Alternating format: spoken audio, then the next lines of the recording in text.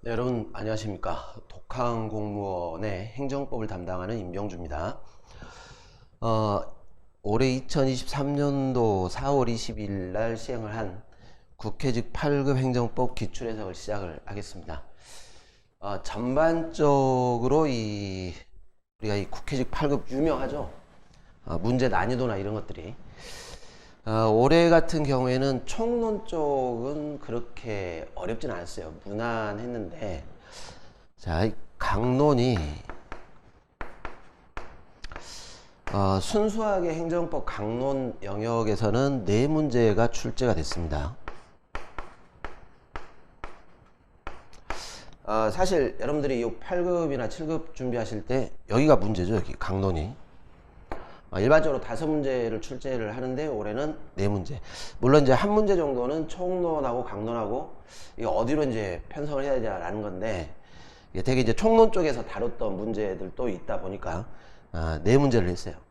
근데 이게 문제가 좀 하나 있어요. 우리 이제 국회직 8급이 해마다 꼭 이런 문제점들이 지적이 되는 게 하나 있습니다. 어떻게든지 난이도 조절을 하려고 그렇게 우리가 볼 때는 별로 행정법에서 이게 과연 중요한가? 이걸 꼭 정리를 해야 되는가? 라는 영역들이 꼭 출제가 돼요. 거기서 문제가 뭐가 되냐면 난이도 조절을 거기서 하다 보니까 여기가 이제 변별력을 가르는 기준이 돼버린 것이죠. 기준이. 그러면은 요 부분이 강론 중에서도 이렇게 중요 부분이 있어가지고 우리가 행정법 시각으로 이 부분은 꼭 알아야 된다.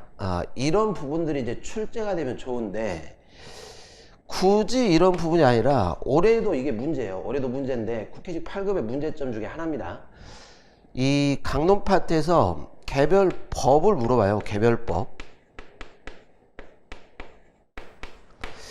올해 여기 8급에서 3문제 정도가 이런 스타일로 나왔는데, 이 개별법이 과연 이런 조문까지 꼭 우리가 알아야 될 것이냐, 그런 문제를 자꾸 출제를 해요. 그리고 여기서 이제 걸러내는 거죠. 점수차를 걸러내는데, 그럼 이제 문제점이 그겁니다. 문제점. 이거 과연 꼭 나중에 다시 또 봐야 되냐, 이게 반복적으로 출제가 될 수 있는 파트냐. 이따가 제가 해설할 때 몇 가지 예를 들어드리겠지만, 이렇게 중요 부분을 출제하는 것이 아니라 굳이 한번 출제되고 끝날 파트를 자꾸 내가지고 이걸로 점수 조절을 한단 말이에요. 그죠? 국회직 8급이. 그러면 나중에 어떤 문제가 생깁니까? 여러분들이 이거 준비를 하실 때, 아니 강론 범위를 어디까지 넓혀야 되냐? 예측을 할 수가 없어요. 예측을. 그래서 이 시험 출제하신 분에게 제가 부탁을 꼭 드리고 싶은데, 난이도 조절하고 점수 조절하는 것도 중요합니다. 중요하지만 나름 준비하신 분들, 시험 준비를 한 분들 간의 변별력을 꼭 고르려면 이렇게 중요하지도 않은 개별법, 별로 뭐 보지도 않는 조문, 이걸 가지고 변별력을 키우려고 하지 마시고, 이렇게 중요 부분과 관련된 법이라든가 이런 걸 꼭 알아야 되는데, 여기서 쟁점이 되는 이런 법령을 꼭 출제를 해야 되지 않겠냐라는 걸 부탁을 드리고 싶습니다. 부탁. 안 그러면은 준비하는 분들이 고되게 돼요. 어디까지 우리가 준비를 해야 되냐, 이렇게. 다만 이제 우리는 의뢰 입장이기 때문에 일단 나온 지문들은 한번 이제 체크는 하셔야 되겠죠. 그렇지만 좀 이따 지적을 해주겠지만, 별로 중요하지 않다 그런 개별법들은 여러분들이 공부를 하실 때 과감히 떨쳐낼 수 있어야 돼요. 그리고 이제 그런 부분들은 여러분들 이제 우리가 뭐 쉽게 말하면 그런 말 하지 않습니까? 뭐 리걸 마인드 이런 말 하는데, 이제 이런 식으로 해결하는 수밖에 없습니다. 근데 해도 좀 그런 문제가 한 2-3문제가 출제가 됐어요. 이런 부분들은 좀 시정을 좀 했으면 좋지 않을까, 이런 생각이 좀 듭니다. 자, 문제를 풀면서 한번 올해 스타일을 보도록 합시다. 1번 문제 같은 경우에는 우리 행정절차법의 문제인데, 사실은 이 조문 문제지만 아주 간단하게 풀 수 있어요. 여러분들 이 나온 날 있죠. 확약 문서로 해야 된다. 이게 들어왔어요. 행정절차법에. 그리고 위반사실 공표, 이것도 이제 상대방에게 불이익, 명예라든가 신용에 불이익이 발생하기 때문에 의견 제출 기회를 줘야 됩니다. 계획 수립할 때 이익 형량을 해야 될 것이고, 그 다음에 4번 행정청은 공법상 계약 상대방을 선정하고 계약 내용을 정할 때 계약의 공공성, 3자의 관계를 고려한다. 자, 이 지문 자체는 틀린 건 아니에요. 그런데 이제 물어보는 게 이거죠. 행정절차법에 규정된 내용, 이런 말입니다. 뭐만 아시면 되냐면 우리 공법상 계약에 관한 부분들은 행정절차법에 규정이 되어 있지 않습니다. 그러니까 여러분들이 정리를 하실 때 이제 공부가 어느 정도 되신 분들은 뭐 이거는 굉장히 중요한 문제죠. 이게 규정이 없고 공법상 계약에는 행정절차법이 적용 안 된다. 이것만 알면 그냥 간단하게 풀고 갈 수 있는 그런 문제입니다. 요 공법상 계약에 관한 부분들은 우리 행정기본법에 규정이 되어 있고 행정절차법에 규정이 없습니다. 그래서 이 자체가 뭐 지문이 틀린 건 아니지만 물어보는 문제와 관련해서 4번은 행정절차법에 규정된 내용이 아니기 때문에 정답이 되는 겁니다. 자, 이렇게 출제했어요. 이렇게. 자, 5번 불이익조차 하면 안 되겠죠. 넘어갑시다. 이건 뭐 요 부분만 아시면 되기 때문에. 자, 2번 문제. 자, 2번 문제입니다. 자, 여기도 우리가 자주 봤던 문제니까 공부되신 분들은 뭐 어렵지 않게 해결했을 겁니다. 쭉 보세요. 1번 빈출입니다.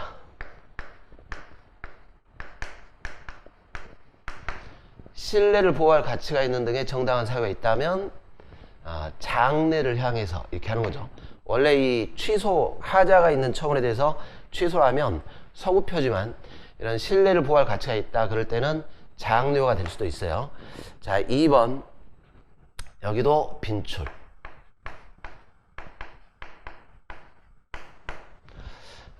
이익 형량해야죠. 상대방한테 수익적 처분했다가 취소 처리할 때 이익 형량을 해야 되는데, 자, 상대방이 처분의 위법성을 알고 있었거나 중대한 과실로 알지 못했다, 예측을 하고 있다, 그런 뜻이죠. 귀책사유. 이럴 때는 이익 형량을 하지 않아도 됩니다. 이런 내용들은 우리 행정기본법에 규정되어 있고 자주 출제되고 있고 앞으로도 계속 출제될 영역입니다. 여기도 빈출, 이익 형량 해야 되겠죠. 자, 4번은 조금 주의를 해주세요. 수익적 행정처분에 대한 취소권의 행사, 당연히 이익형량상 상대방의 기득권을 침해할 정당한 공익사항의 필요가 있어야 됩니다. 중대한. 그런데 쟁송 취소의 경우에는 이게 적용되지가 않습니다. 그러니까 위법한 처분인데 우리 쟁송 취소, 심판이나 판결할 때 사정재결이나 사정판결은 있지만 이것 때문에 취소 철회, 취소 판결, 취소 재결 못한다, 이런 건 아니에요. 예, 중요한 어떤 공공복리라든가 현저한 어떤 공공복리에 문제가 있을 때, 이럴 때 사정 판결, 사정 재결 하는 것이고, 단지 넓죠. 공익사항 필요 3자 이 부분은 쟁송 취소에는 적용되지 않습니다. 자, 5번 잘 보시면은 이거는 뭐 거의 절대 틀리면 안 되는 거죠. 빈출 중에서도 빈출이죠. 별도의 법적 근거가 없으면 취소할 수 없다. 들렸죠? 예, 직권 취소도 그렇고 철회도 그렇고 법적 근거 없더라도 취소 철회 가능하다, 이렇게 했습니다. 자, 3번. 자, 이 문제도 여러분들 자주 출제된 지문들로 구성이 되어 있습니다. 3번에 1번에 보시면은 영업허가 취소 처분이 나중에 심판에 의해서 위법한 처분으로 판명돼서 취소가 됐습니다. 자, 그러면 문제는 그거죠. 이 처분은 위법이지만 공무원이 시행규칙에 따른 처분 기준을 따라갔다는 거예요. 자, 공무원은 규칙대로 따라갔을 뿐입니다. 불법행위에 대한 과실이 인정이 안 되는 것이죠.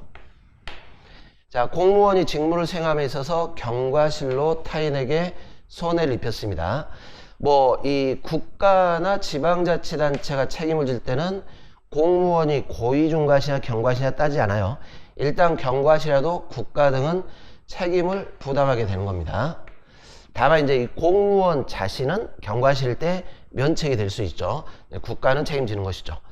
자, 이 외국인이 피해자일 때는 상호주의가 적용됩니다. 즉 뭡니까? 이 해당 외국인 국가가 우리 대한민국 국민에게 손해배상을 했다면 우리도 배상을 해주는 겁니다. 상호주의.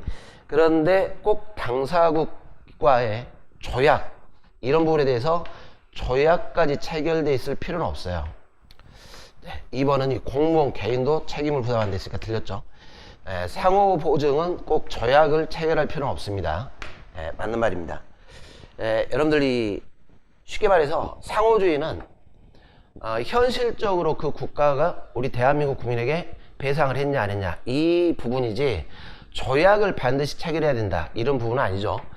자, 4번 용종을 하자 비용 부담자도 책임을 지는데 이게 조문 그대로 나온다 그랬어요. 이 용종을 설치관리자와 설치관리 비용을 부담하는 자가 동일하지 않을 때죠. 그러면 비용을 부담하는 자 책임 없다. 틀렸죠? 이런 지문들은 뭐 절대 틀리면 안 되는 겁니다. 자, 공무원이 여기도 빈출입니다. 자기 소유 자동차로 공무집행 중에 사고를 일으켰습니다. 자, 만약에 이게 국가 소유 공용차라든가 지방자치단체 소유의 공용차라면 운행자 책임을 국가나 자치단체가 지겠지만 자기 소유인 경우에는 공무원이 운행자 책임을 부담한다 이렇게 했습니다. 그리고 운행자 책임을 부담할 때는 여기서는 뭐가 필요 없습니까? 고의, 중과실, 경과실 따질 필요가 없다 이렇게 했죠. 그런데 여기 자동차를 운행하는 자에 해당하지 않아서 손해배상 책임을 부담하지 않는다. 이 부분이 틀렸죠. 자기 소유 자가용을 운전할 때는 공무원이 운행자에 해당하게 되는 겁니다. 그래서 정답이 3번이 옳은 지문이 되겠습니다. 자, 4번으로 갑시다.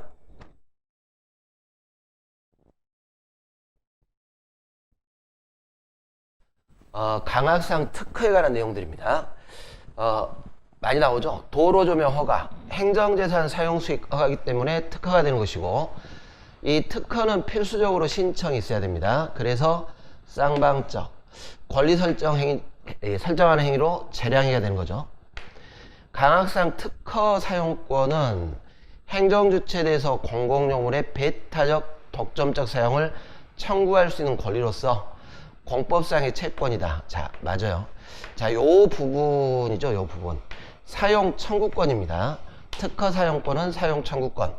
물권과 같은 소유권과 같은 이런 배타적 물권을 지배할 권리 이런 건 아니고 말 그대로 행정재산을 사용 수익하게 해달라라고 요구하는 채권적 성격입니다. 자, 이거는 우리 이제 기본적으로 강론을 정리하신 분들은 거의 맞출 수 있는 문제예요. 물권적 성격이다. 굉장히 출제 잘 되죠. 물권적 성격이 아닙니다.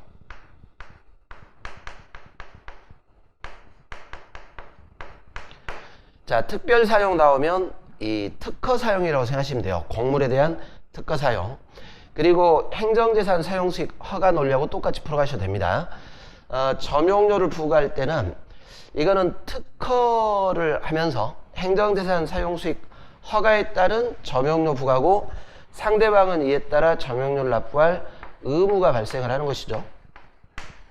그래서 처분에 해당한다라는 겁니다. 항고소송으로 점용료 부과를 다툴 수 있어요. 여러분들 이런 논리들은 뭐 어렵게 푸실 필요는 없고 도로조명 허가하면서 점용료 부과한다? 부담이죠. 의무가 독립쟁송 가능합니다. 자, 리을번 이 지역 균형 개발 및 중소기업 육성에 관한 법률 및 이에 따라서 이 지역 개발 사업을 하는 겁니다. 뭡니까? 이게 다 공익 사업이죠. 이것도 여러분들 많이 풀었던 문제들입니다. 기출에 몇 번 출제가 됐어요. 그리고 이 공익사업 같은 경우에는 아무나 자유롭게 할 수는 없겠죠. 권한이 설정이 돼야 공익사업을 추진할 수 있습니다. 그래서 지정권자의 이 실시계획 승인 처분 이렇게 나오면 이게 승인이라고 되어 있지만 권한 설정이에요. 공익사업을 할 수 있는 권한을 설정한다. 인가가 아니죠. 보충행위의 성질을 가지는 게 아니라 설권적 처분의 성격을 갖게 된다라는 것입니다. 그래서 처분입니다. 자, 공원부지가 용도 폐지가 돼서 일반 재산이 됐습니다. 자, 이 부분은 조금 여러분들이 고민을 해줘야 됩니다. 그러니까 이 부분들은 제가 아까 말씀드렸지만 총론하고 강론이 같이 지금 섞여 있어요. 강론에서 많이 봤던 부분인데 봅시다. 공원부지는 행정재산에 해당할 수 있고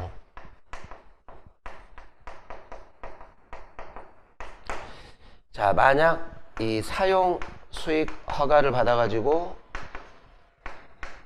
사용을 해왔다라는 것입니다.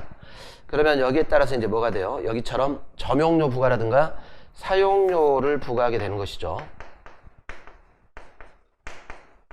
근데 이 사용료 부과는 이 특허 사용에 관한 사용료 부과예요. 자, 그런데 문제는 공원부지가 이 상태에서 용도 폐지가 됐습니다. 그리고 일반 재산이 됐어요.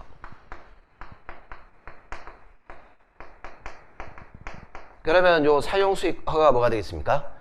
여기는 실효가 되는 겁니다. 왜 그래요? 더 이상 행정재산이 아니기 때문에 행정재산을 기초로 사용수익 허가했던 것이 실효가 되는 것이죠. 그러니까 이후에는 어떻게 됩니까? 이후에는 이걸 근거로 사용수익 허가라 이걸 근거로 해서 사용료를 부과한다. 이거를 할 수가 없어요. 물론 이미 이렇게 부과를 했던 건 의무가 발생했으니까 납부할 의무가 발생했으니까 징수를 하겠죠. 이미 부과한 건 징수를 하겠지만 일반 재산이 된 상태에서는 더 이상 여기에 근거해서 사용료 부과를 할 수가 없다라는 것입니다. 그러니까 이 지문을 잘 보시면은 일반 재산 됐죠? 이 상태에서 그 전에 이루어진 사용허가나 이런 구조죠. 일반 재산 이전에 이루어졌던 사용허가 그리고 공유재산 물품관리법 법률에 근거해서 공원부지에 대한 사용료를 부과할 수 있다. 안 된다는 겁니다. 왜 그래요? 이제 더 이상 사용수익 허가 이 효력은 실효가 됐기 때문에 이걸 전제로 해가지고는 사용료 부과가 안 됩니다. 뭐 이렇다면 일반 재산에 대한 어떤 별도의 이제 법률 관계를 맺게 되겠죠. 이 뭐 계약을 맺는다거나 이렇게 해가지고 부과하면 모를까?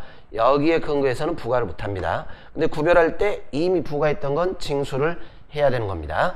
그래서 다 맞는데 미음번이 지금 틀린 지문이 되는 겁니다. 2번이 틀렸죠. 자, 5번을 봅시다.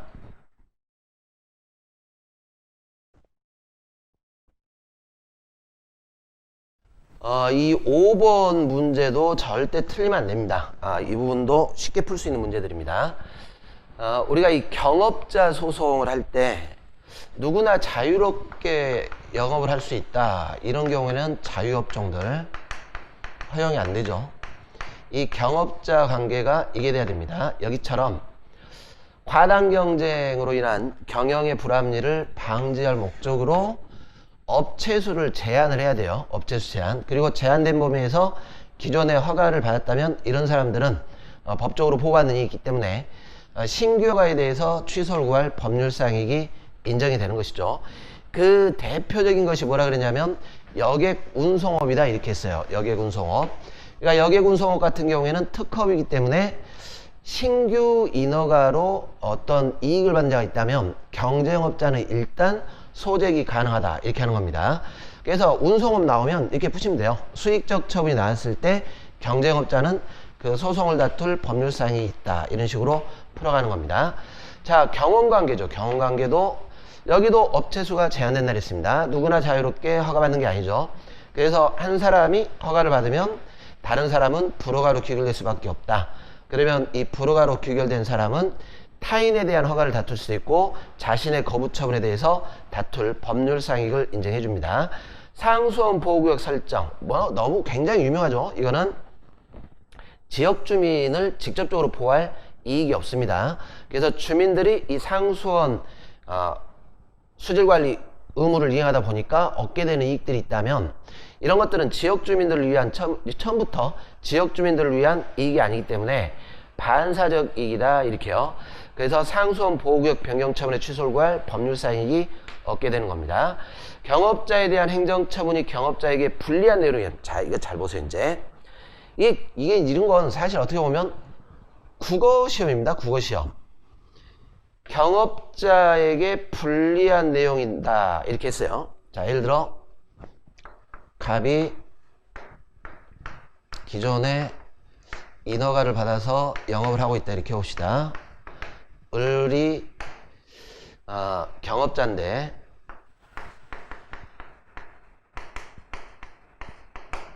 만약에 여기다가 이렇게 수익적 처분을 했습니다. 그러면 경업자 같은 경우에는 불이익한 효과가 나올 수도 있겠죠. 자, 이럴 때 어떻게 해요? 이 법적으로 보호를 받는 이익이 있다면 이 사람은 요 타인의 수익적 처분을 다툴 수 있습니다. 그런데 여기는 지금 뭐냐면 경업자에 대한 처분이 불이익한 처분이에요. 그러면 상대적으로 경업자는 수익적 효과가 나올 수도 있죠. 그러니까 유리하게 된다 이런 뜻이죠. 그래서 그와 경쟁관계에 있는 기존 업자에게는 특별한 사정이 없는 한 유리할 것이다 라는 겁니다. 여러분들 유리한데 이 경업자가 이걸 다투면 되겠습니까? 오히려 이걸 취소가 돼버리면 자기한테 얻을 이익이 하나도 없는데 소재기하면 소익이 없다 이렇게 들을 거예요. 그래서 법률상이 있다 이게 안 된다는 겁니다. 자신한테 불리한 효과가 생긴다거나 법적으로 보호받는 이익이 침해가 됐을 때 소를 제기해야지, 이렇게 유리한 효과가 나오는 처분인데 이걸 다툰다, 오히려 법원이 받아주질 않습니다. 법률상 이익이 인정이 안 되는 겁니다. 그래서 5번이 틀린 질문입니다. 뭐 어렵진 않습니다. 사실 이런 문제들은 시험장에서 빨리빨리 푸셔야 돼요. 여러분들 제일 어려운 게 시간 확보죠. 시간 확보. 자, 넘어갑시다. 6번. 자, 이 기억번도 여러 번 기출문제에서 출제가 됐던 문제입니다. 행정재산에 대해서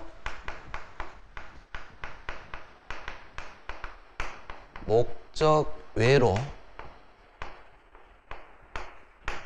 사용수익 허가를 해줍니다.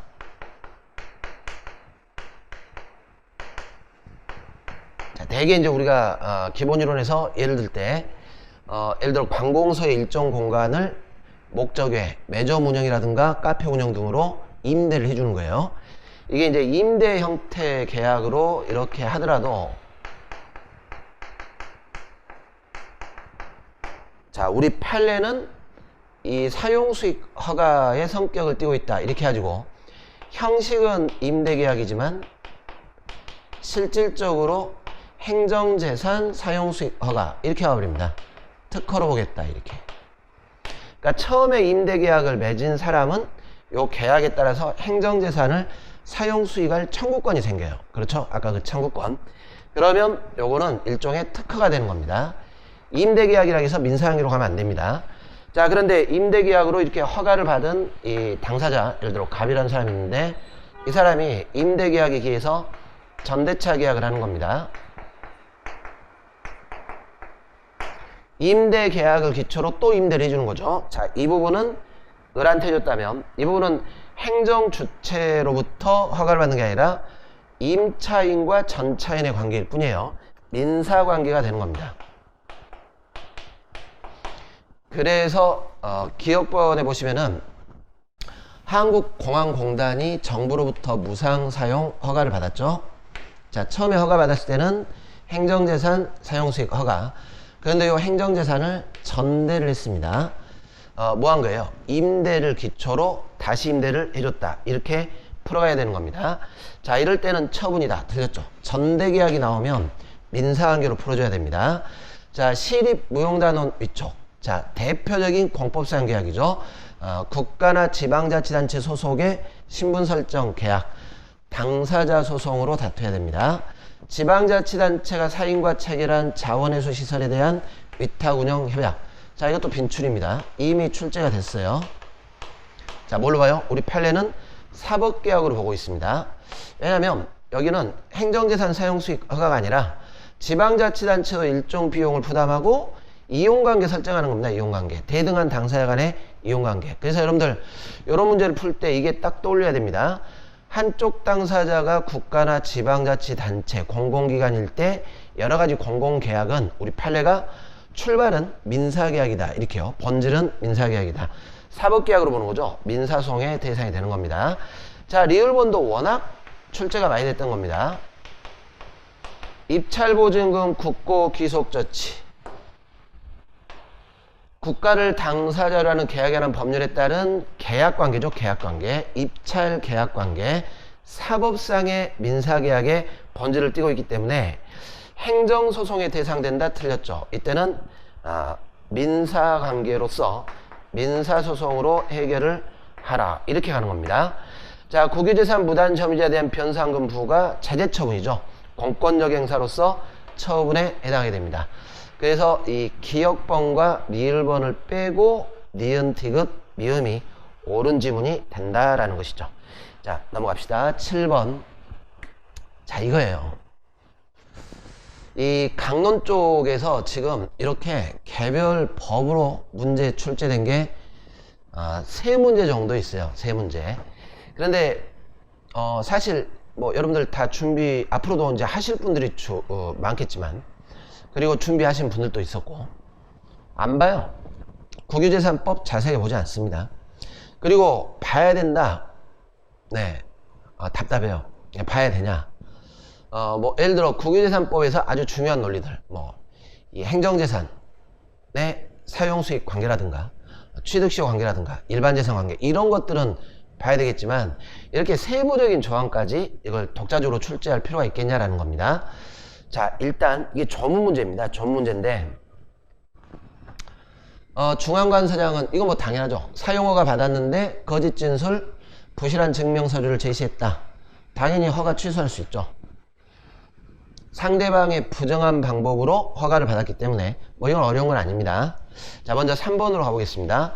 중앙관서장은 행정재산 사용허가를 취소 처리하려는 경우, 자, 행정재산 사용허가를 취소 처리할 때는 이건 침익적인 불이익 처분이 되기 때문에 당연히 행정절차법의 절차를 거쳐야 되겠죠.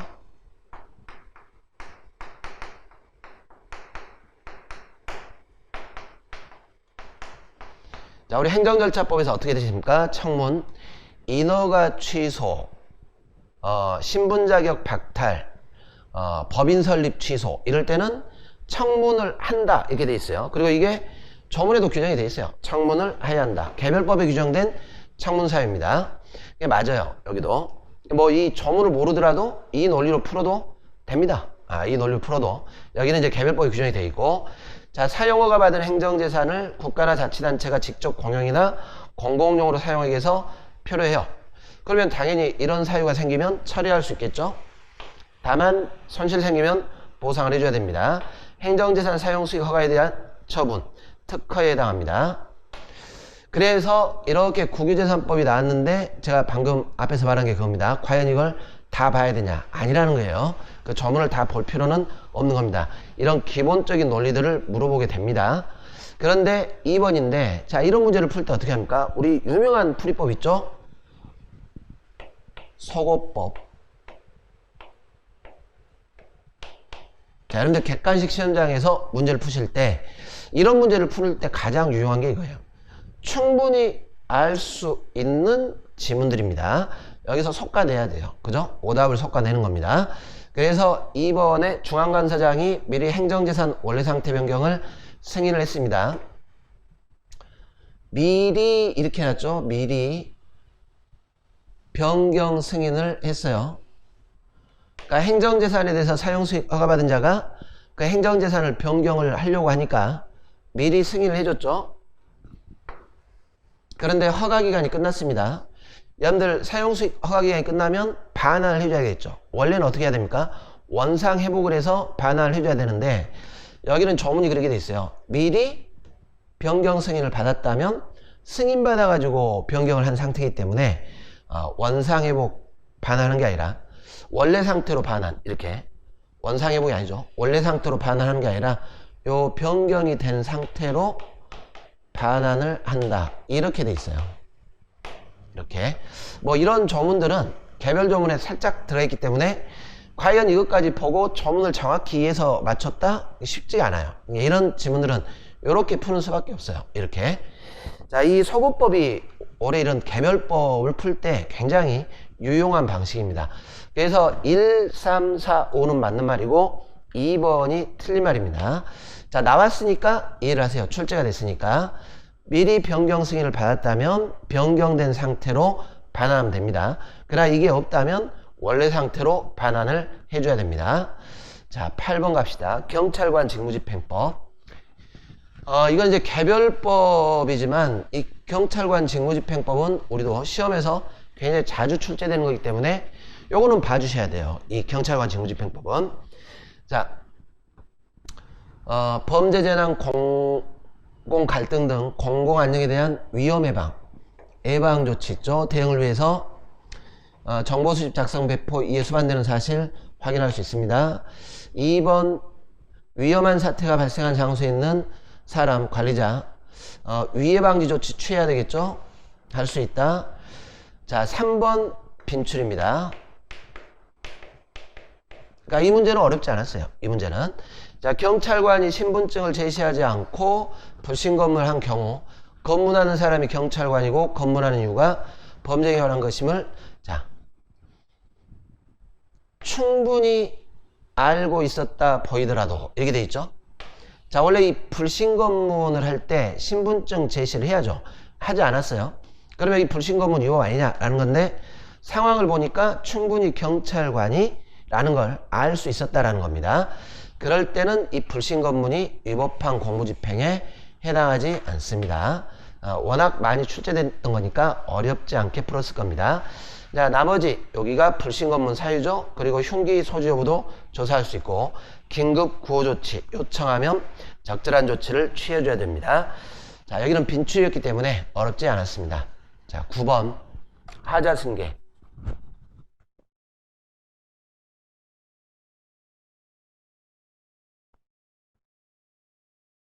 과세 처분 후에 조세부가 근거됐던 법률 규정에 대해서 위헌 결정이 내려졌다면 위헌 결정 내려진 후입니다.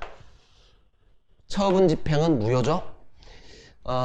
표준지공 시가 결정에 하자가 있다면 보상금 산정을 위한 수용제결에 승계됩니다. 하자 승계 판례 반드시 외워야 된다 그랬죠. 표준지공 시가 결정과 이걸 기초로 한 수용금 재결 승계됩니다. 서로 별개 목적이지만 자, 재건축조합 설립인가 처분 당시 동의율을 충족을 하지 못했습니다. 그러면 이 처분은 위법이죠. 인가 처분은. 자, 후에 추가 동의서가 제출됐다. 이것만으로 치유가 안 돼요. 왜 그래요? 이 동의율을 충족하지 못한 처분은 경미한 하자가 아닙니다. 이건 중대한 하자입니다. 그래서 만약에 추가 동의서가 제출됐다면 이거는 새로운 신청으로 보면 모를까? 기존 처분에 하자가 취소돼서 처음부터 적법으로 취급하겠다. 이렇게 할 수는 없다는 겁니다. 자, 구두로 고지했습니다. 여러분들 항상 이거 잘 나온다 그랬죠? 형식 위반이에요. 형식 위반. 단순한 절차 위반이라면 취소해주지만 서면으로 이렇게 문서로 해야 됨에도 불구하고 구두로 했다. 특히나 이런 시정보안 명령 같은 경우에는 상대방한테 의무를 부과하는 중요한 처분인데 그렇죠? 그래서 이거는 취소 사유가 아니라 3번은 맞죠. 하자 취소가 되지 않습니다. 중대 명백하지 않아서 취소하여다 틀렸죠. 무효에 해당합니다. 형식 위반 문서로 해야 되는데 문서로 하지 않으면 무효다. 이것만 잘 아시면 돼요. 자, 이 부분도 꽤 자주 출제됐던 지문 중에 하나입니다. 그래서 이 9번도 빈출 문제이기 때문에 어렵지 않았을 겁니다. 취소 사유인 절차자가 당초 과세 처분에 대해서 증액 경쟁 처분이 있습니다. 자, 여러분들 원래 처분, 당초 과세 처분에 대한 증액 처분이 나오게 되면 이 당초 과세 처분은 증액 경쟁 처분에 흡수가 돼요. 그래서 여기가 소송 대상이 되는 거죠. 다만 절차는 하자 승계가 되지가 않습니다. 승계되지 않는다. 맞는 말입니다. 당초 처분 과정에 절차상의 하자가 있었어요. 자, 이렇게 이해를 하시면 됩니다. 내용이 잘못됐다면 이걸 기초로 증액처분 위법이 되겠지만 단순 절차 하자다. 증액경정 처분할 때도 절차를 또 거치게 될 것이다. 이런 논리입니다. 그래서 요 절차는 꼭 이것 때문에 여기까지 위법이다. 이렇게 보지는 않겠다라는 것입니다. 절차는 하자가 승계되지 않습니다. 많이 풀었던 문제예요. 어렵지는 않습니다. 자, 10번으로 가봅시다. 처분의 무효인데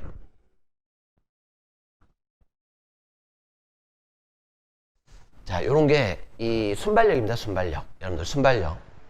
우리가 이 처분에 위법이 있을 때 무효냐 취소냐 구별 어떻게 했습니까? 학설이죠. 학설. 중대 명백설. 물론 학설 대립 있죠. 명백성 보충설. 그 외에 이제 뭐 여러 가지 또 학설이 있습니다. 자, 그리고 판례는 중대 명백설. 즉 무슨 말이냐면 절차법에도 그렇고 우리 행정기본법에도 그렇고 하자에 있는 처분이 이게 무효인지 취소인지 여기에 관한 기준들이 없어요. 기준들. 중대 명백서를 따라가는 게 학설과 다수설과 판례고 법의 명문의 규정이 없습니다. 이것 때문에 틀렸어요. 행정기본법은 규정하고 있다. 이런 규정은 없습니다. 그러다 보니까 학설과 판례로 풀어가게 되는 겁니다. 알아두시기 바랍니다. 자, 나머지는 뭐 다 어렵지 않으니까. 자, 3번 봅시다. 처분의 무효 확인을 구하는 소에는 자, 뭐가 있어요? 무효인데 지금 무효를 원고가 주장하고 있죠. 원고는 무효를 주장하고 있습니다. 명백하게 이것만 판단해달라가 아니라면 무효를 주장할 때는 무효까지 아닌 위법사유라면 취소를 해달라라는 게 포함되어 있다 이렇게 보는 겁니다. 포함되어 있다. 그래서 두 번째 줄에 보면 처분이 당연 무효가 아니라면 취소를 구하는 취지도 포함되어 있다라는 것이죠. 그래서 무효가 아니에요. 판단해보니까 취소해다. 그러면 취소 판결을 해주는 겁니다. 취소 판결을 해주는데 자 이렇게 청구를 인용을 하려면 우리 판례에 가면 어떻게 돼요? 취소 소송의 제소 요건을 갖춰라 이렇게 하는 겁니다. 특히 제소기간. 만약에 기간이 경과하면 이때는 기각을 시킵니다. 제소 요건이 구비 안 되면. 자, 많이 봤던 문제예요. 많이 봤던. 자, 4번. 자, 이 4번은 알아두시기 바랍니다. 또 나올 수 있어요. 물론 이제 바로 이해할 수 있는 판례인데 도시계획 시설 사업의 대상 토지의 소유와 동의 요건을 갖추지 못했는데 행정청이 사업 시행자로 지정을 했어요. 여러분들 이런 사업 시행자로 지정이 되면 권한이 설정되죠. 이런 공익사관에서 뭐까지 가능합니까? 수용권까지 줄 수도 있어요. 자, 그런데 만약에 토지 소유라든가 이런 동의 요건을 갖추지 않았는데 사업 시행자로 지정해줬다? 그러면 이런 사업자한테 권한을 설정하는데 이 사람이 뭐 할 수 있어요? 이런 요건을 갖추지 않은 상태에서 강제적으로 수용 같은 게 들어갈 수도 있어요. 타인의 토지에 대해서. 안 된다는 거죠. 그렇게 해버리면. 그래서 이런 요건들은 중요한 요건이기 때문에 이 법령이 정한 법규의 중요 부분을 위반한 것으로 특별한 사정 없는 한 하자가 중대하다 이렇게 봅니다. 맞아요. 뭐 우리가 봐도 이거는 뭐 맞겠죠. 어려운 판례는 아니까. 그런데 소유권이 그 당시에 이렇게 지정을 할 때 이 사람한테 소유권이 있었냐 없었냐 이거 과연 명백하게 판단할 수 있겠냐라는 겁니다. 소유권이 있었냐 없었냐. 결국 이 소유권은 토지에 대한 소유권은 결국 민법상의 소유권으로 판단할 수밖에 없어요. 그죠? 등기부를 확인한다거나 이렇게. 그런데 이제 우리 판례는 그거죠. 이 사람이 소유권이 있냐 없냐 이 승인할 당시에 이거 다 제출하도록 돼 있는데 등기부 보면 되는 거 아니냐 이렇게. 금방 조사할 수 있는 거 아니냐 해가지고 명백한 하자로 보고 이게 무효까지 갔던 판례입니다. 기억을 해 놓으시기 바랍니다. 자, 그리고 이 앞에 처분이 무효면 하자 승계 당연 승계죠. 뒤에 처분도 무효. 그래서 여기서는 뭐 별도로 하자 승계 논할 필요도 없다 그랬습니다. 선행 처분이 무효라면 후행 처분도 무효. 자, 갑시다. 11번. 11번은 워낙 또 여기도 많이 풀었던 거라 자세하게 볼 필요는 없을 것 같습니다. 자, 틀린 지문만 봅시다. 디귿번. 행정기본법에 따르면 행정청은 공익 또는 3자의 이익을 현저히 해칠 우려가 있는 경우에도 신뢰를 보호해야 한다. 안 되겠죠? 우리가 신뢰보호 요건을 갖췄다 하더라도 공익상 제3자의 정당한 이익 보호를 위해서 제한된다 이렇게 했습니다. 자, 리을번. 특정 사항에 관해 신뢰보호 원칙상 행정청이 그와 배치되는 조치를 할 수 없다고 할 수 있을 정도의 행정관행이 성립이 되려면 자, 행정청이 이 관행에 배치되는 조치를 할 수 없다고 할 정도의 관행입니다. 자, 우리 관행이 성립이 돼서 나중에 여기에 어긋나는 행위를 했을 때 신뢰부에 반한다 하려면 어떻게 해야 돼요? 그 관행이 계속적으로 돼야 되고, 이 관행에 대해서 표명이 있어야 한다 그랬죠? 의사 표명. 이 명시적 또는 묵시적으로 공적 견해 표명으로 볼 만한 사정이 있어야 됩니다. 그래야 이 관행에 대해서 신뢰보호를 주장하게 되는 겁니다. 그러니까 관행이 있다는 것만으로는 안 된다는 거죠. 관행이 있다는 것만 되지 않고 행정청이 명시적 또는 묵시적으로 여기에 대한 공적 견해 표명을 했다고 볼 만한 상황이 있어야 돼요. 그러니까 여기가 틀렸죠. 이 객관적 사실이 존재하는 것만으로 족하다 이렇게 해버리면 이 부분이 틀린 말입니다. 이 사실이 있다는 것, 관행이 있다는 것뿐만 아니라 여기까지 구비가 돼야 됩니다. 그래서 나머지 기억, 니은, 미음은 맞는 말이니까 디귿, 리을 뭐가 틀렸는가 정도만 잘 보시기 바랍니다. 자, 12번으로 가겠습니다. 개인정보보호법. 자, 이것도 어렵게 출제되지 않았습니다. 그러니까 총론 파트는 기출문제 잘 정리가 돼 있는 분들이라면 어렵지 않게 풀 수 있는 그 정도 수준으로 왔어요. 자, 1번 중요하다 그랬습니다. 우리 개인정보보호법에서는 증명책임 나오면 다 개인정보 처리자가 증명하도록 되어 있습니다. 그래서 손해배상을 해줘야 되는데 이 경우 개인정보 처리자는 고의과실 없음을 입증하지 아니하면 책임을 면할 수 없다. 맞는 말입니다. 이쪽이 이렇게 입증을 해줘야 돼요. 만약에 지문에 개인정보 주체가 입증해야 한다 그러면 틀린 말이 되는 겁니다. 자, 개인정보 자기결정권, 헌법에 명시되지 않은 기본권을 보고 있습니다. 살아있는 개인에 관한 정보만 보호 대상 되는 것이고 사망자 또는 법인에 관한 정보는 해당하지 않죠. 자, 국가 및 자치단체 개인정보 보호단체는 이렇게 집단분쟁 조정 들어가는 거예요. 이 피해 또는 권리침해가 다수 정보주체에게 같거나 비슷하다 그러면 집단분쟁 조정을 신청할 수 있습니다. 자, 5번인데 자, 이 부분은 좀 외우셔야 된다 그랬습니다. 단체 소송 제기할 때 공정거래위원회에 등록한 소비자단체와 비영리 민간단체, 자, 공통적인 요건이 뭐였냐면 등록이 돼 있어야 되고 그 정관에 기재가 돼 있어야 되고 또 뭐가 있어야 돼요? 3년 이상 경과하거나 활동 실적이 있어야 돼요. 이거는 꼭 암기를 해주셔야 된다 이렇게 했죠. 자, 이 사안이 그 사안입니다. 그래서 여기서는 이제 뭐가 틀리냐면 이런 걸 좀 이런 숫자 가지고 좀 출제 안 했으면 좋겠는데 1년이 경과한 소비자단체 요 분이 틀린 말입니다. 이쪽은 비영리 민간단체도 그렇고 소비자단체도 그렇고 3년 경과가 돼야 됩니다. 3년 경과. 자, 13번으로 가보겠습니다. 공법상 계약에 관한 문제입니다.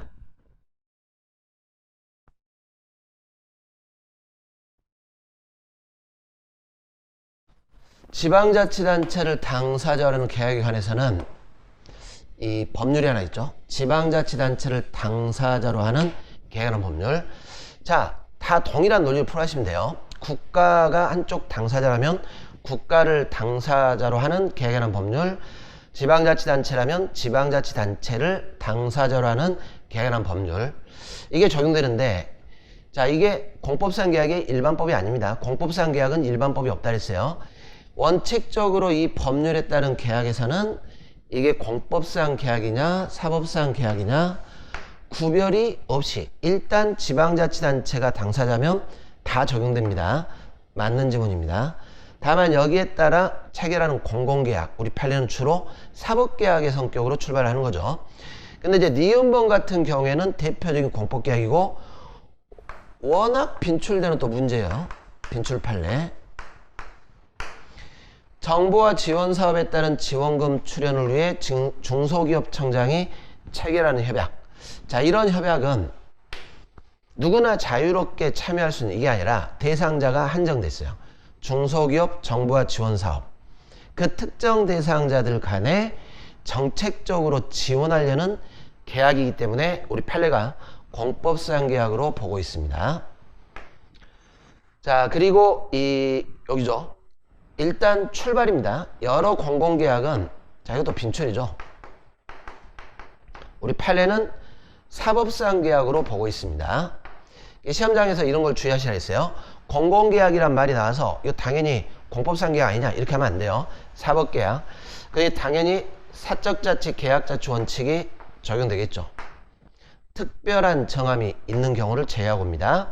자, 행정청은 법령 등을 위반하지 않는 범위에서 계약을 체결해야죠. 당연하죠.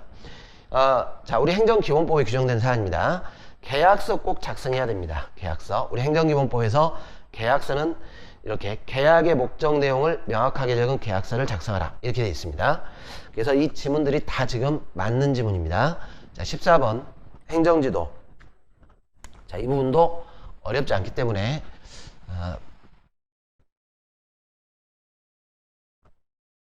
자, 우리 행정절차법에 규정된 거 꼭 외우셔야 된다 그랬어요. 처분, 신고, 확약, 위반사실 공표, 행정계획, 마지막에 행정지도. 행정계획은 아까 봤던 이익형량 해야 된다는 거. 공법상 계약은 없다 그랬죠. 자, 행정지도는 우리 행정절차법에 규정이 되어 있습니다. 그래서 적용을 받지 않는다. 틀렸죠. 자, 이런 문제를 틀렸다면 완전히 내가 뭔가 아주 기초적인 것들을 놓쳤구나 이렇게 해야 돼요. 행정지도가 남용돼 버리면 어떻게 한댔습니까? 오히려 법치주의가 후퇴될 수 있기 때문에 행정절차법에서 이렇게 사전 통제 절차로서 규정을 해놓은 겁니다. 자, 나머지는 많이 봤던 거라 헌법소원 대상됩니다. 이미 한계를 넘었죠. 그리고 이 전기전화 공급자에게 공급하지 말아줄 것을 요청했다. 우리 판례가 단순 요청으로 보고 처분을 보지 않습니다. 자, 이 4번이 중요하다 했습니다. 4번. 자, 여기도 이미 여러 번 출제됐던 판례입니다. 여러분들 행정지도가 위법합니다.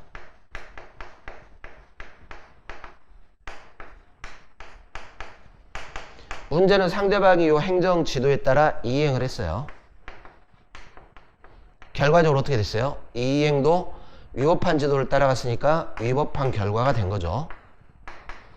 문제는 행정지도를 따라서 이행했으니까 위법이 정당화될 수 있겠냐라는 겁니다. 자, 우리 판례 어떻게 해요? 이 행정지도는 상대방이 임의적 의사에 따라서 자신의 자율적 의사에 따라 이행을 했기 때문에 자, 위법성 정당화되지 않는다 이렇게 보고 있습니다. 그래서 이 4번과 같은 결론이 나오는 겁니다. 행정관청이 토지거래계약 신고에 관해 공시된 기준지가를 기준으로 매매가격을 신고하도록 지도를 해왔습니다. 자, 문제는 이 지도가 잘못된 거예요. 그렇죠? 원래 공시지가가 아니라 실제 거래한 시가로 신고를 해야 되는데 공시지가로 신고하라 이런 식으로 지도를 해왔고, 만약에 그 기준가격 이상으로 매매가격을 신고한 경우에는 접수를 하지 않고 반려를 했는데 이게 이제 관행화 되어 있죠. 문제는 그와 같은 위법한 관행에 따라, 자, 이게 포인트입니다. 위법한 관행에 따라 허위 신고에 이르렀다 하더라도 이제 어떻게 돼요?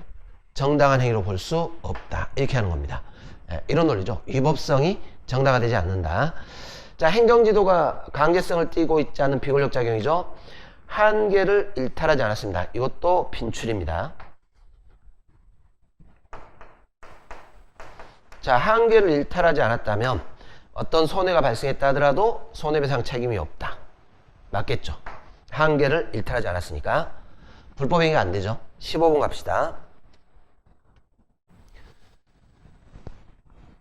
자, 이행강제금 이행할 때까지 반복 부과를 할 수 있죠. 다만 이행을 했다면 새로운 이행강제금 부과는 중지를 하되 이미 부과한 건 징수를 해줘야 됩니다. 자, 통고 처분을 했는데 범칙금 납부기간이 지나지 않았습니다. 여러분들 범칙금은 어떻게 됩니까? 통고처분은 납부기한 내 납부하면 이걸로 처벌은 끝. 납부하지 않으면 통고처분 효력 상실. 그러니까 납부기간 동안에는 상대방이 납부를 하냐 안 하냐를 봐야죠. 경찰서장이 바로 즉결 심판을 청구한다 또는 공소제기한다 안 된다라는 겁니다. 할 수 없죠. 자, 대집행 방법으로 철거 의무를 실현한 경우에 자, 이 철거 의무가 주된 의무고 부수적으로 점유자들에 대한 퇴거 조치가 수반된다라는 것이죠. 자, 원래 퇴거 의무는 비대체적이니까 대집행이 안 된다 그랬어요. 그러나 철거 의무가 주고 건물이 철거되면 자동적으로 퇴거가 수반된다. 그럴 때는 가능하죠. 할 수 없다 틀렸죠.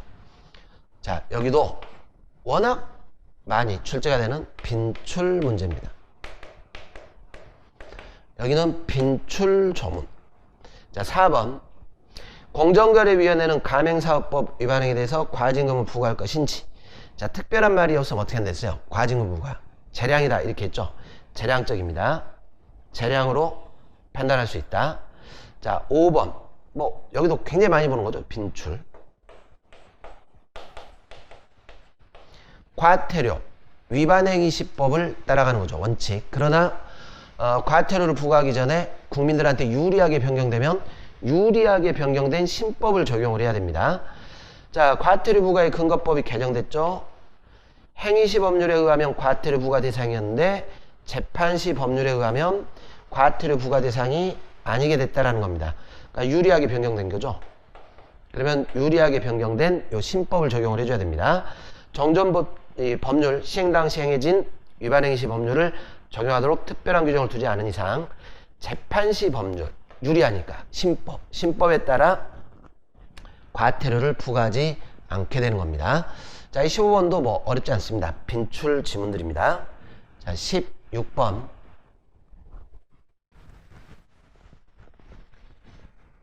처분의 재량이 없는 경우에는 법률의 근거가 있는 경우에 부과 붙일 수 있다. 행정기본법의 조문입니다. 행정기본법. 많이 봤죠? 여기도. 자, 2번을 잘 보시는데 2번. 자, 일단 3번. 여기도 빈출. 이런 거 틀리면 큰일 나죠. 공유수면 매립준공인가 처분하면서 매립지 일부 국가 소유 귀속, 법률효과 일부 해제. 부담이 아니니까 독립쟁송 안 됩니다. 자, 부담은 행정청이 일방적으로 부과할 수도 있고 상대방과 협의해서 협약으로 정할 수도 있고. 빈출 중에 빈출. 공익법인의 기본재산 처분에 대해서, 자, 공익법인 기본재산 함부로 처분하면 안 돼요. 그러니까 재량이죠. 반드시 인가하는 건 아닙니다. 그래서 이 성질이 형성적 행정위로서 인가에 해당한다고 해서 조건으로 부과 붙이지 못한 거 아니다. 재량 처분이라 반드시 원한대로 하는 건 아니고 이렇게 조건 부과할 수 있습니다. 자, 2번인데 그러니까 여기도 지금 아까 보세요. 여기도 실은 여러 번 출제됐던 거예요. 그러니까 1, 3, 4, 5 아까 풀었던 소고법 이렇게 풀면 풀리는 겁니다. 문제가. 그런데 요 2번은 이게 좀 알아두셔야 됩니다. 또 나올 수 있습니다. 사도 개설 허가입니다. 이게 뭐죠? 이렇게 해버리면 답답한 문제죠. 사도. 공도가 아니라 사도. 자, 우리 집이 있어요. 도로를 연결해야 되겠죠? 개인도로. 그런 말이에요. 그런데 개설 허가를 받아요. 그런데 여기 보니까 정해진 공사기간이 있습니다. 그럼 여러분들 생각해보세요. 도로를 개설하는데 이게 공사기간 아닙니까? 공사기간. 도로 개설할 때 공사를 할 때 너무 오래 가버리면 안 되니까 요 기간 내 공사를 마쳐라 라는 거죠. 지금 이 자체가 허가기간이다 이렇게 하면 그럼 공사기간 지나버리면 어떻게 돼요? 도로가 필요한데 사도 개설을 할 수가 없는 거예요. 그렇지 않습니까? 그러니까 여기서는 포인트가 사도 개설 허가 기간이 될 수가 없는 거예요. 이게 허가기간. 이렇게 봐버리면 나중에 공사기간 지나면 허가가 효력이 상실되니까 도로를 연결을 못할 거 아닙니까? 지금 필요한데. 그러니까 이 공사기간은 뭐냐면 공사기간 내에 공사를 좀 마쳐라 라는 그런 취지입니다. 기간을 지켜서 이 공사기간 내에 공사를 좀 마쳐라 이렇게. 그래서 우리 판례가 여기는 이 공사기간을 준수해 라는 의무를 부과한 부담으로 보고 있습니다. 부담. 그래서 요 논리가 나오면 이제 어떻게 풀어야 돼요? 부담 논리로 풀어야 돼요. 부담. 자, 해제 조건으로 봐버리면 깎아가죠. 해제 조건. 해제 조건으로 보게 되면 기간 내 공사 못 맞추면 효력 상실. 그럼 도로 어떻게 나요? 넣을 수가 없는데. 그죠? 그러니까 우리 판례가 국민들한테 분리할 때는 뭘 본다 했습니까? 조건이냐 부담이냐 분리할 때는 부담으로 오겠다. 이런 논리예요. 이런 논리. 자, 부담으로 가야 됩니다. 부담으로. 그러면 사도 개설 허가 자체 존속 기간을 정한 것이다. 큰일 나죠. 이렇게 해버리면은 기간 지나면 사도 자체를 개설 못 하는데, 그러니 공사기간 내 사도로 준공검사를 받지 못했다. 자, 의무 부담을 제대로 이행을 못했습니다. 여러분들 부담을 이행하지 못하면 부담, 의무를 불이행했다 이런 말이지, 이 자체만으로 이 주된 처분이 효력이 실효된다 이게 아니라 그랬죠. 이것만 이행시키면 돼요. 이것만 불이행을 이행시키면 되는 것이고, 아니면 이 의무 불이행을 이유로 철회를 할 여지는 있습니다. 철회를 할 여지는 있지만 허가 자체가 효력이 실효되는 건 아닙니다. 그래서 허가가 당연히 실효된다. 틀렸죠. 자, 2번 같은 판례들은 꼭 알아두셔야 돼요. 이런 판례들은 앞으로 반복적으로 출제될 가능성이 높아요.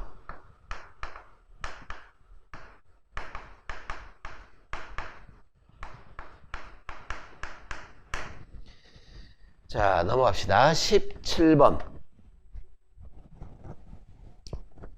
행정소송의 종류입니다. 가는 행정청의 처분 등이나 부작위에 대하여 제기하는 소송, 처분 등에 대하여 항고 소송을 뜻합니다.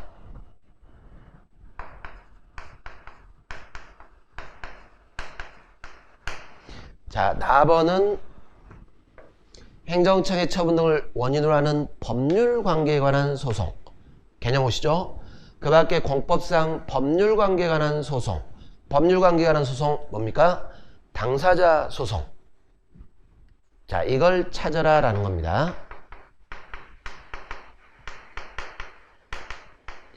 사업주가 당연가입자가 되는 고용보험 및 산재보험에서 보험료 납부, 자, 의무, 보험료 납부 의무, 공법상의 의무죠. 의무 부존재 확인해소입니다. 처분 부존재 확인해소가 아니라 의무 부존재 확인 소송. 권리의무에 관한 소송이죠. 당사자 소송. 자, 나아가 되겠죠. 재단법인 한국연구재단이 자, 이렇게 법령에 따라 과학기술 기본 법령. 그래서 외우셔야 돼요. 협약을 해지하는데 대등관계, 공법관계, 계약관계에서 의사표시에 따라 협약을 해지하는 거냐, 아니면 법률에 근거해서 일방적으로 제재 차원에서 중단을 시키는 거냐. 자, 우리 판례가 이런 식으로 법령에 따라, 이런 게 포인트예요. 법률에 근거해서 연구비 지원 사업 협약을 해지하게 되면 이건 일종의 제재 차원의 일방적 해지가 되기 때문에 공권력 행사로서의 처분으로 받습니다. 계약관계 종료로 가면 안 됩니다. 처분. 근데 이것도 이미 우리가 여러 번 빈출됐던 판례입니다. 그래서 여기는 이제 뭘로 가겠습니까? 나가 아니라 가가 되겠죠. 항고 소송. 지방자치단체가 보조금 지급 결정하면서 일정 기한 내에 보조금을 반환하도록 하는 교부조건을 부과했습니다. 자, 이 교부조건에 따라 나중에 보조금 반환 청구 소송이에요. 처분에 관한 소송이 아니죠. 보조금 반환 청구 소송. 자, 당사자 소송. 나번으로 갑니다. 그래서 가에 해당하는 건 니은 하나죠. 이렇게 되는 겁니다. 기업과 디귿은 당사자 소송. 갑시다. 자, 18번 정보공개. 자, 어렵지 않습니다. 다 빈출입니다.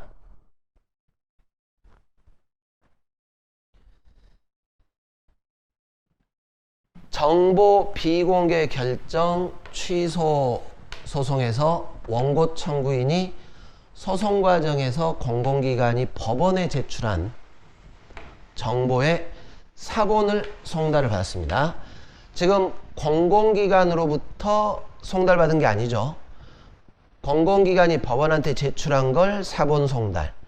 여러분들 정당한 방법으로 공개 결정이 된 게 아니에요. 청구권자가 요구하는 방식으로 된 게 아니죠. 우리가 이 공개 방법은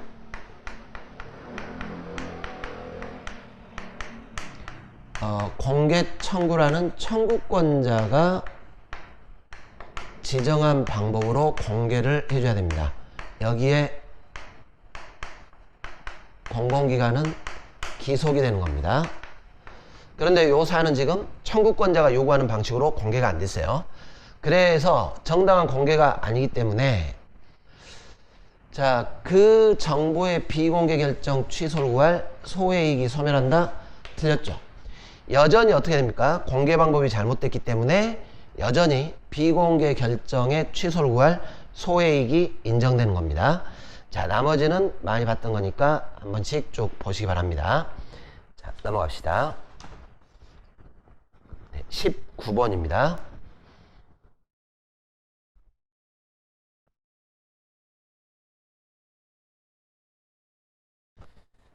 당사자가 신청하지 아니한 사항에 대해서는 원칙적으로 어떻게 됩니까? 법원이 판단을 못 해주죠. 당사자가 주장하는 걸 판단해 주는 것이죠. 판결하지 못한다. 이런 것들이 처분권주의입니다. 그러니까 당사자가 결정하는 거예요. 뭘 판단해달라. 이렇게. 주장하지 않은 거 원칙적으로는 판단 못 해줍니다. 취소소송의 직권심리주의를 규정하고 있는 행정소송법 규정을 고려할 때 행정소송에서 법원은 원고 청구 범위를 초월하여 그 이상으로 청구를 인용할 수 있다. 안 되죠. 기본적으로 원고 청구 범위 내에서 인용 여부를 판단하게 되는 겁니다. 법원으로부터 심판기록 제출명령 받은 행정청은 제출을 해야 됩니다. 여러분들이 행정소송법에서 행정청한테 명령하는 게 딱 2개 나온다 그랬어요. 2개. 심판기록 제출명령, 또 하나는 간접강제에서 거부처분에 대해서 인용 판결, 취소 판결 나왔고 재처분 의무가 있는데 이행하지 않을 때 배상명령. 딱 2개 있다 그랬습니다.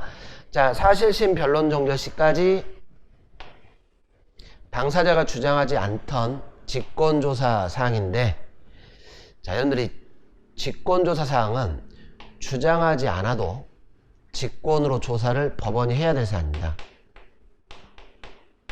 근데 여기에 해당하는 사안인데, 자, 예를 들어서 소송요건에 관한 것들, 이거 직권조사예요. 이 소송요건 구비가 안 돼버리면 각하된다 그랬죠. 소송요건, 원고적격, 대상적격, 대상적격으로 처분성 인정되냐 안 되냐 막 이런 것들. 자, 이거는 주장 안 해도 법원이 직권으로 판단을 해줘야 됩니다. 자, 그런데 상고심에서 주장을 하더라라는 것이죠. 자, 그러면 상고심 법원도 여러분 생각해보세요. 상고심 중에서 상고심이 계속될 때도, 상고심은 대법원인데 대법원의 소가 계속 중인 경우에도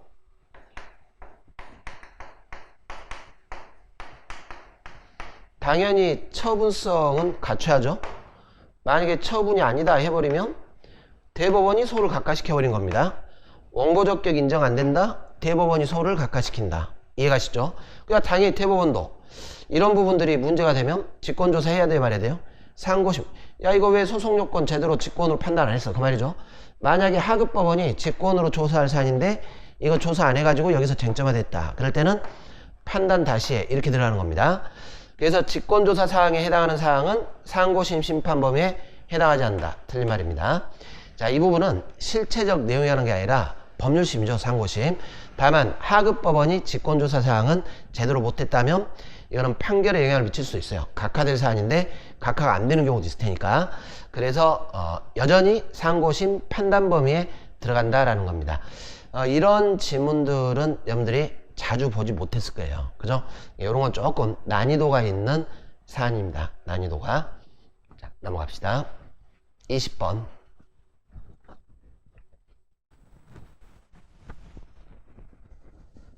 자, 이 기간들은 가끔 냅니다.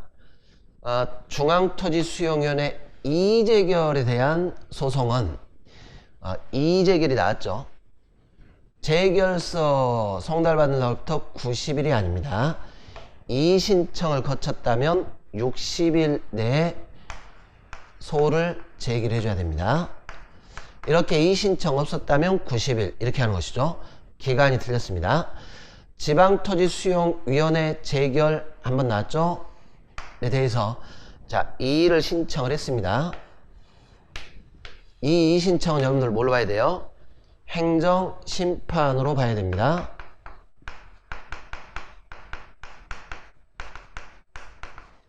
중앙토지수용위원회 재결을 받은 자가 자 그러면 이 재결은 이제 어떻게 돼요? 여기 재결은 행정심판 재결이 되는 거죠. 자, 둘 다 소송 대상 될 수 있죠. 원처분, 심판 재결. 재결의 취소를 제기하려면 중앙토지수용위원회 이의재결을 대상으로 해야 한다. 자, 원칙적으로 어떻게 해야 돼요? 원처분. 이 재결을 원칙 대상으로 해야 됩니다. 이게 원처분. 자, 사실 이 부분도 빈출입니다. 재결, 심판 재결 자체 고유한 위법이 있어야 이걸 취소하라 이렇게 들어가는 것이고 이 재결 자체 고유한 위법이 없다면 심판 재결이 나왔더라도 여전히 원처분. 이해가시죠? 그래서 이의 재결을 대상으로 한 게 아니라 원칙은 처음의 재결, 위원회 재결을 대상으로 합니다. 자, 여기도 빈출.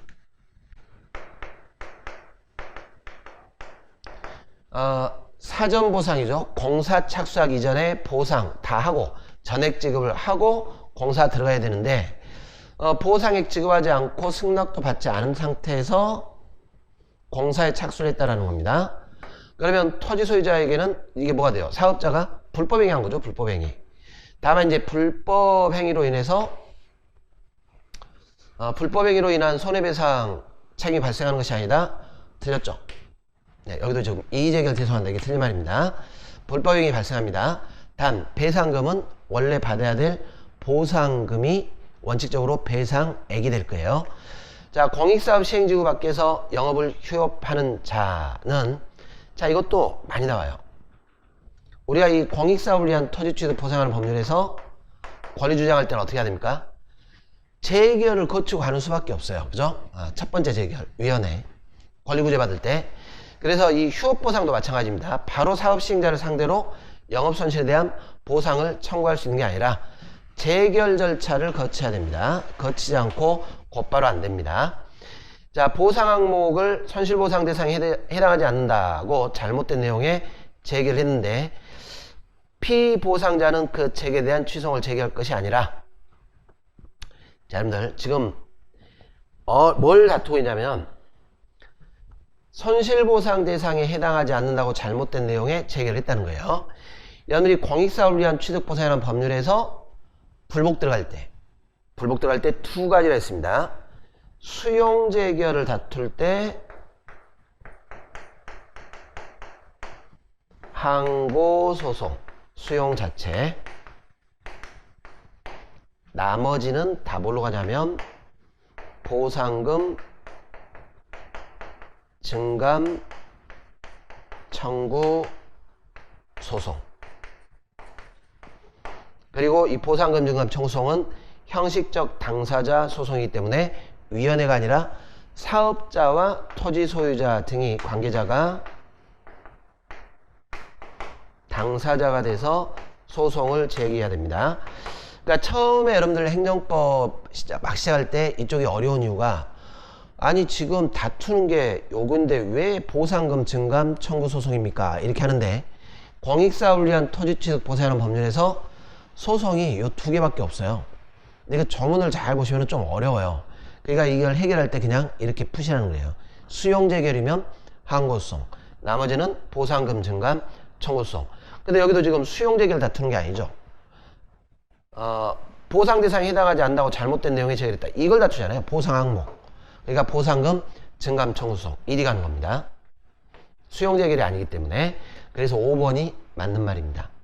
자, 이런 문제들은 반복적으로 출제될 가능성이 높기 때문에 잘 정리를 해 놓으시기 바랍니다. 자, 넘어갑시다. 21번.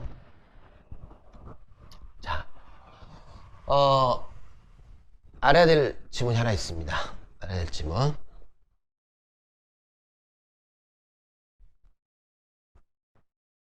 2번은 빈출이죠.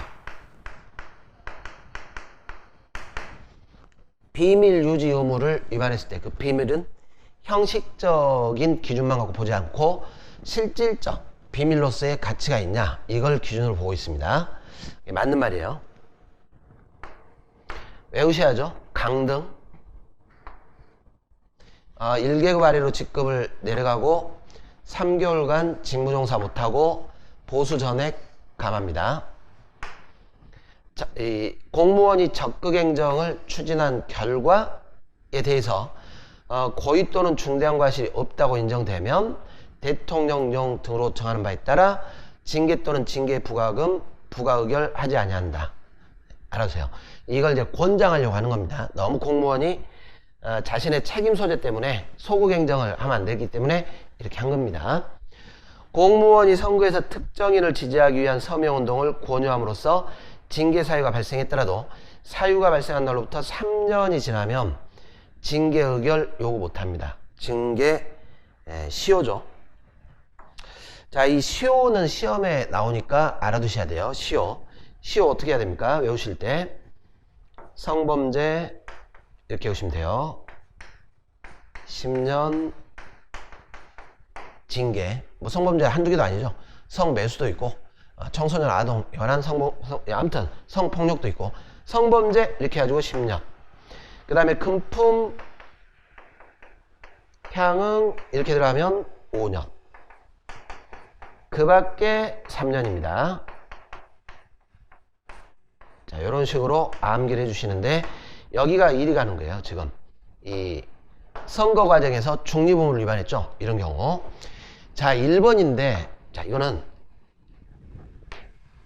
반복적으로 출제될 수 있고 출제가 될 확률이 굉장히 높습니다.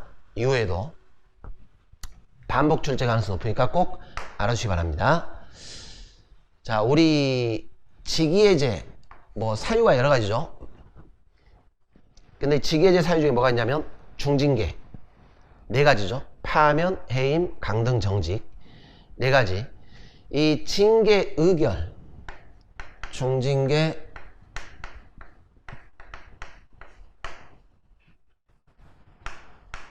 의결 중입니다.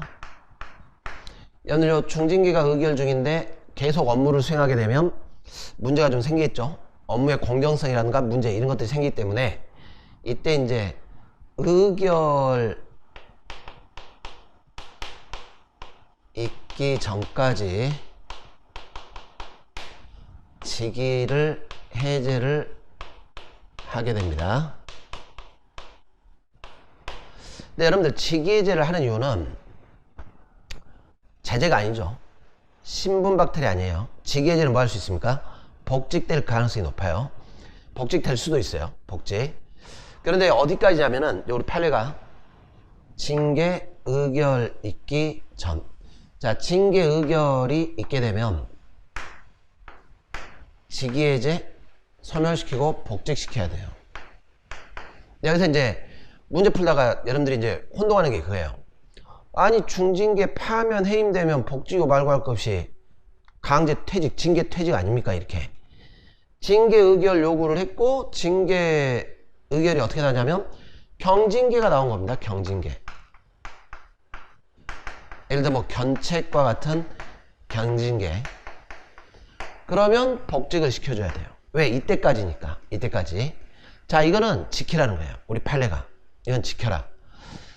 공무원에 대해서 직위해제 처분을 한 경우에 징계 의결 있기 전까지만 직위해제를 해야 하고 해당 공무원에 대해서 징계 의결이 있었고 그러면 이거 풀어줘야 돼요. 이에 대해서 징계 의결 요구권자가 재심사 청구를 했다. 그래도 마찬가지예요. 했다 하더라도 복직을 시켜줘야 돼요. 재심사 청구했다 하더라도. 왜? 법에서 징계 의결 있기 전 이렇게 돼 있으니까. 그래서 그에 대한 결정이 있을 때까지, 그러니까 재심사가 들어왔으니까 다시 재결정 들어가겠죠? 그때까지 직위해제를 유지할 수 있다? 안 된다는 겁니다. 일단 징계 의결 나오면 있으면 어떻게 해요? 징계역이 있으면 복직시켜야 됩니다. 뭐 파면 얘기 같다면 할 말이 없는 거죠. 파면이나 이런 게 있다면 할 말이 없겠지만 이제 이럴 때 문제입니다. 처음에 요구했던 중징계보다 이런 경징계가 돼가지고 견책이라든가 감봉으로 끝났다. 그럴 때는 직위해제 복직을 시켜줘야 됩니다. 자, 22번 갑시다. 그러니까 이런 문제를 왜 내냐 그런 뜻입니다. 제가 볼 때.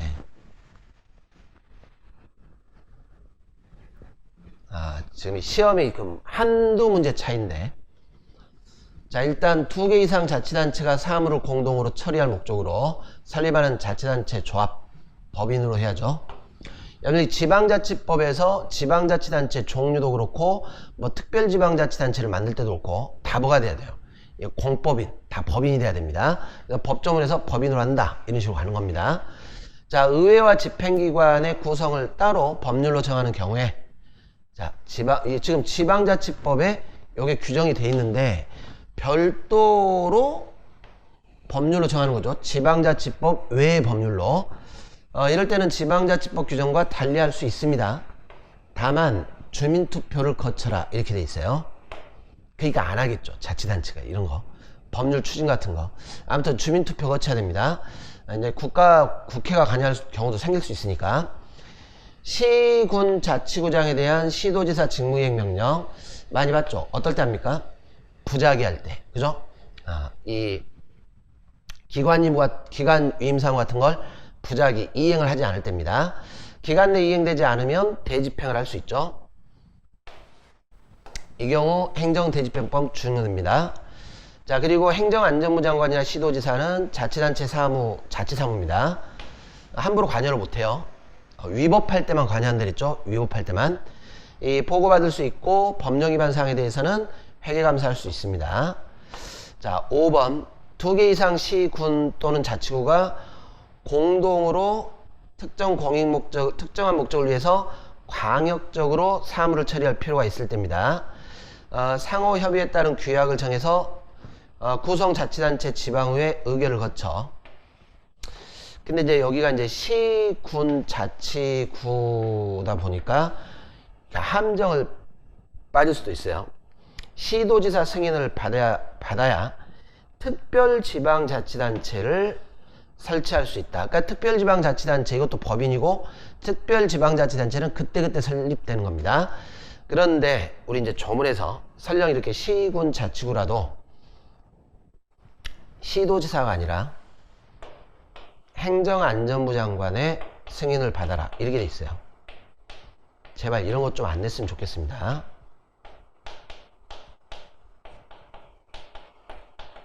자, 이렇게 돼 있습니다. 그래서 이것 때문에 틀린 말입니다. 자, 5번 틀렸어요.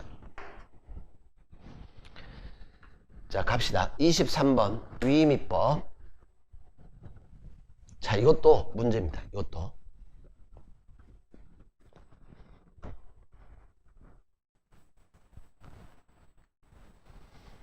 자, 일단 군인 복무에 관한 사항을 규율할 권한을 대통령령에 위임을 하고 있습니다. 그러니까 법률에서 위임을 하고 있죠. 근데 여러분들 이 군의 복무 같은 경우에는 특수한 사안이잖아요. 군은 그 특수한 조직 체계를 갖고 있고 명령 체계도 중요하고 전투력 같은 걸 유지하는 게 굉장히 중요합니다. 그러니까 군에게 뭐를 해줘야 됩니까? 어느 정도 자율성을 좀 줘야 돼요. 그 분야의 전문 영역이니까. 군에 관한 것들도 전문 영역입니다. 그래서 대통령령으로 규정될 내용 및 범위에 관한 기본적 사항을 다소 광범위하게 위임을 했다 하더라도 이런 군 조직의 특수성,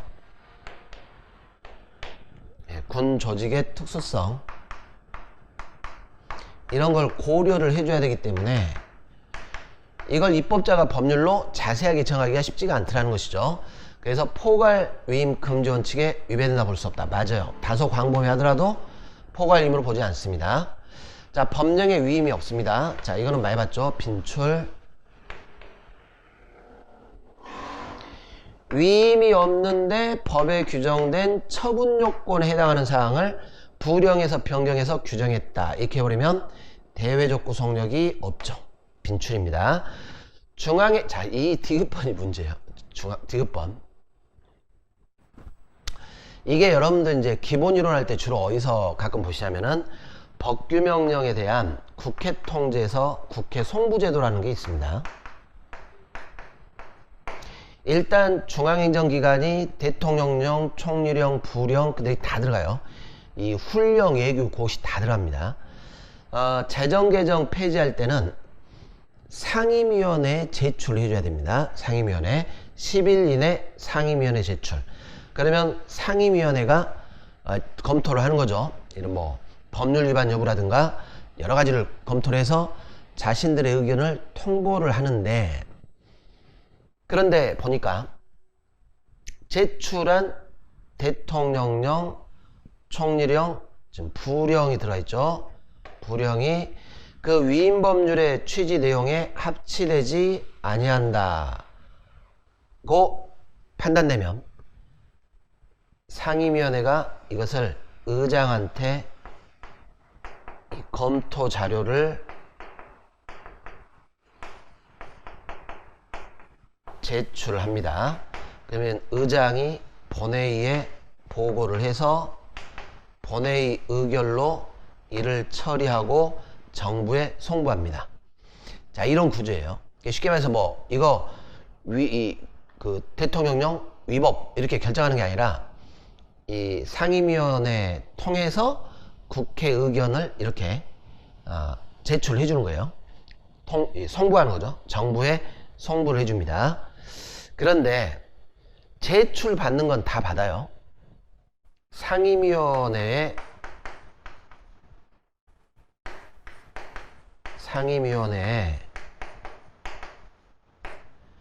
이 중앙기관의 입법은 제출을 받는데 다 받는다 이렇게 생각하시면 돼요. 전부 제출을 받습니다. 다만 이렇게 위임법률의 취지 또는 내용에 합치되지 아니해서 이걸 상임위원회가 판단한 다음에 의장한테 제출하고 이걸 보고하고 정부로 송부하는 건 여기서는 부령이 빠져 있어요. 부령이. 왜냐하면 대통령령에 관한 의견 검토만 전달하면 충분한 거 아니냐. 왜 대통령령이 개정되면 하위법인 부령도 같이. 근데 이제 총리령은 들어가 있는데 부령은 빠져 있어요. 입법의 취지가 그거겠죠. 대통령령을 통제하면 되는 거 아닐까 이렇게 이제 생각을 하는 것 같아요. 그래서 이 부령이 빠져 있습니다. 이걸 왜 냈을까요? 그러니까 이렇게 출제하면 과연 이걸 정확하게 미리 조문을 검토하고 가서 맞추신 분이 몇 명이나 될까 모르겠는데 솔직히 말씀드려서 저도 이번에 봤어요. 부령 빠졌다는 거. 이 문제 검토하면서 어쩔 수 없습니다. 이게 한번 출제했으니까 알으세요. 그러니까 입법 취지는 대통령령과 총리령 정도 검토하면 되는 거 아닐까 이렇게 보는 것 같습니다. 자, 그리고 헌법상 구체적 위임에 요구되는 법률이 대통령령에 위임하는 경우에 대해서 규정된 것이므로 대통령령이 법률에서 위임받은 사항을 다시 부령으로 위임한다. 여러분들 부령으로 재위임할 때도 자, 법률이 대통령령에 위임할 때 포괄위임 금지가 되는 것이죠. 포괄위임 금지. 기본적인 사항을 대강을 예측할 수 있도록 정한 다음에 위임을 해줍니다. 그러면 대통령령이 재임할 때 어떻게 돼요? 똑같아요. 여기도 포괄위임 금지 원칙 그대로 적용됩니다.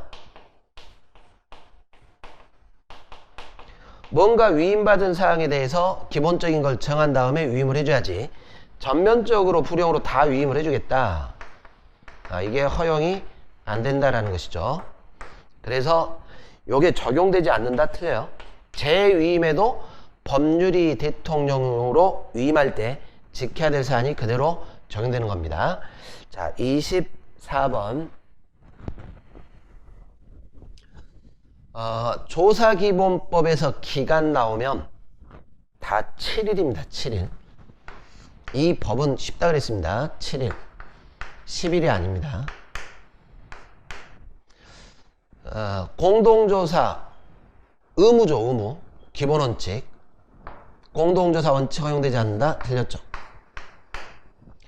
수시로 실시함이 원칙 틀린 말입니다. 정기조사가 원칙이고 수시조사는 법령 위반 혐의를 조사할 때 수시조사. 조사의 기본 원칙. 자, 우리 행정조사 기본법이 일반법인데 조사 기본법이 적용이 제외되는 사안들이 있어요.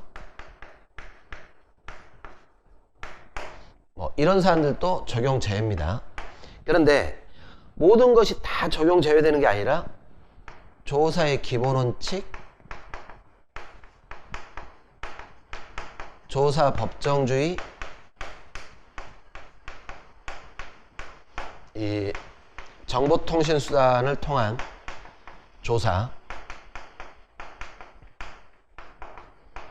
자, 여기는 여전히 적용 제외사안이라도 적용되도록 되어 있습니다. 특히 중요한 게 이 두 가지는 적용을 해야 돼요. 그래서 조사 기본 원칙이죠. 기본 원칙은 군사시설, 군사기밀보호, 방위사업에 관한 사항에 대해 여기 일반적으로 적용 제외인데 여기에 대해서도 기본 원칙은 적용한다. 이게 맞는 말입니다. 자, 새로운 증거가 확보했다면 재조사를 해야 되겠죠. 아니다, 틀렸죠.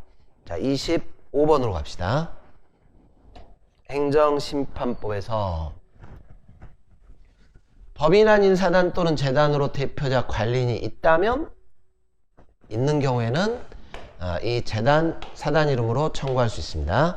거부 처분에 대해서 의무이행 심판 청구해야 되고 취소 심판은 청구할 수 없다. 틀렸죠? 이 거부 처분은 의무이행 심판, 취소 심판, 뭐 이것도 가능합니다. 무효 등 확인 심판 다 청구할 수 있습니다. 뭘로 갈 거냐는